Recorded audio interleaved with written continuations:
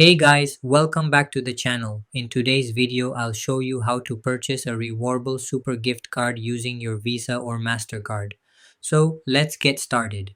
First, open your web browser and visit the official Rewarble website.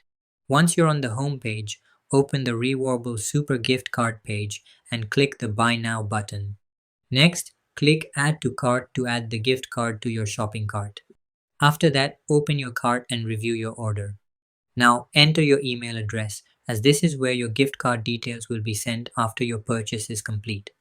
Next, choose your preferred payment method. If you want to pay with a Visa or Mastercard, simply select that option and click Purchase. You'll then be asked to confirm your email address and select your region. Make sure all the information is correct before continuing. Click Continue to proceed to the secure payment page. Now, enter your Visa or Mastercard details, including your card number, expiration date, security code, and any other required billing information. Once everything is filled in correctly, click Place Order. Wait a few seconds while your payment is processed. After the payment is successful, you'll receive a confirmation email, and your Rewarble Super Gift Card will be sent to the email address you provided.